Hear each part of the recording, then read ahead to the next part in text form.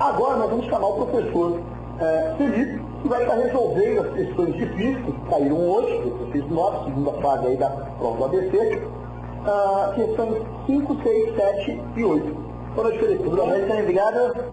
Vamos lá, pessoal, vamos lá, né? Está aí, questão número 5, uma questão assim que fala sobre gases, né?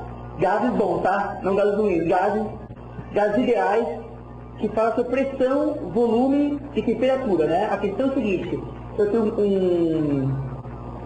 um amortecedor, né? Um gás adentro, e eu quero o que, pessoal? Eu quero saber como, o que acontece, que tipo de transformação nesse gás, que tipo de transformação ocorre lá, tudo bem? Nesse caso, quando a gente fala que a transformação é muito rápida, com movimento muito rápido, a gente pode considerar a transformação como adiabática, ou seja, que não há troca de calor com o meio externo, certo?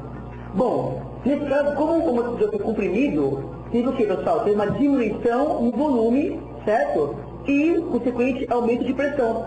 Então, aumento de pressão, diminuição de volume e, consequentemente, pessoal, aumento de temperatura. Legal? Porque as moléculas, né, do gás são mais agitadas, maior temperatura. Belezinha? Então, pressão aumenta, volume diminui e temperatura também aumenta. Legal?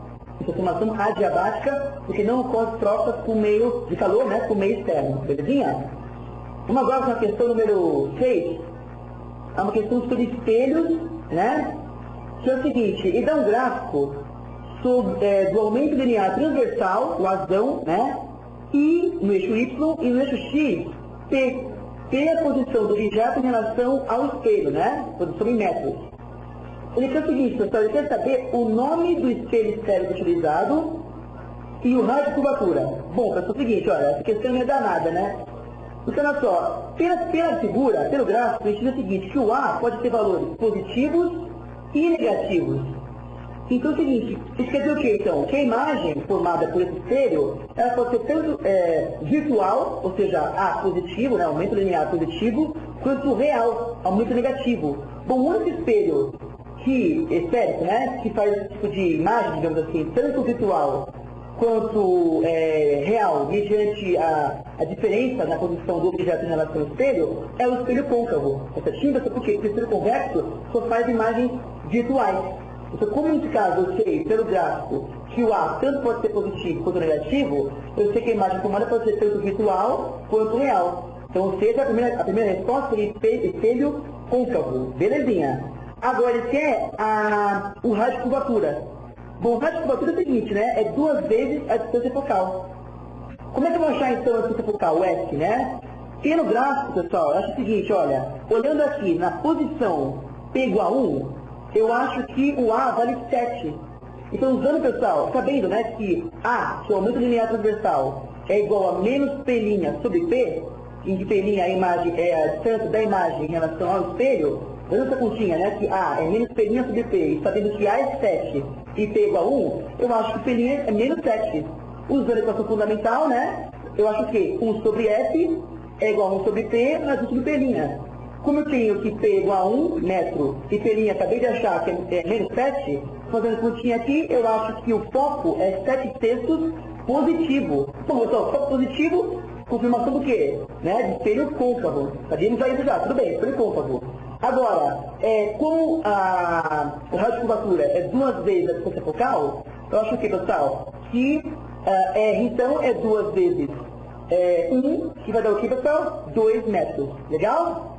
Belezinha? Então, na questão número 7, é uma questão interessante porque fala sobre reostatos, né? Ou seja, um resistor de resistência variável. Variável com o quê, pessoal? Para isso, tem que lembrar a segunda lei de Ohm, né? Lei de Ohm. Que é o seguinte, que é o Rho L sobre A. Em que Rho L sobre A, pessoal. Em que Rho é a resistividade do material, L é o tamanho do fio e A é a área da seção transversal, né? Bom, é o seguinte, pessoal, vindo a figurinha, a gente acha o seguinte, que quem está dando, pessoal, a tensão elétrica aqui são pilhas, né, em série. Bom, pessoal, é o seguinte, usando a lei de Ohm, né, Rho L igual a Rho L sobre A. Como eu sei, pessoal, que na figura, a garra, né, está presa na posição B, eu tenho que a distância em relação ao ponto A é 4 centímetros. Então, eu quero o quê, pessoal? Que a resistência no ponto B é Rho vezes 4 sobre a área. No caso, usando a mesma lei de Ohm, né?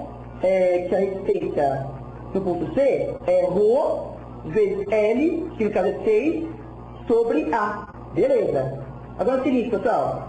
Vamos agora para a primeira lei de Ohm, né? Que é a U igual a R vezes V, clássica, né? URI. Bom, é o seguinte, pessoal, eu quero saber a razão entre as correntes no ponto B e no ponto C. Bom, no ponto B é o seguinte, né? IB é U, tensão, sobre RB. E C é U sobre RC. Como as filhas são as mesmas, U é o mesmo. Fazendo a razão, pessoal, a gente acha facilmente que IB sobre C é 6 quartos. 6 quartos é 3 meios, ou 1,5. Beleza? Na questão número 8, a última questão da prova de física, é uma questão interessante sobre a lei de Faraday, né? Que ela fala o que, pessoal? Sobre a indução, né? A indução eletromagnética. Como assim? Eu tenho um campo magnético e eu tenho uma espira, né? Um fio, aqui no caso, em forma de retângulo. A questão é a seguinte, esse fio está girando, legal, com a velocidade, com uma velocidade angular constante, ômega constante.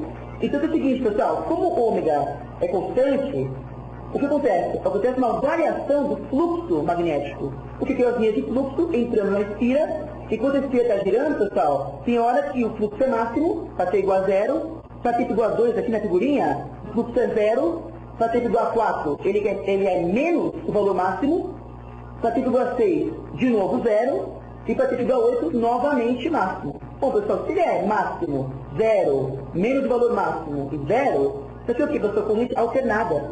A lei de Faraday diz o que, pessoal? Que variação do fluxo gera o quê? Corrente elétrica induzida. Então, eu tenho corrente elétrica, pessoal, variável, tudo bem?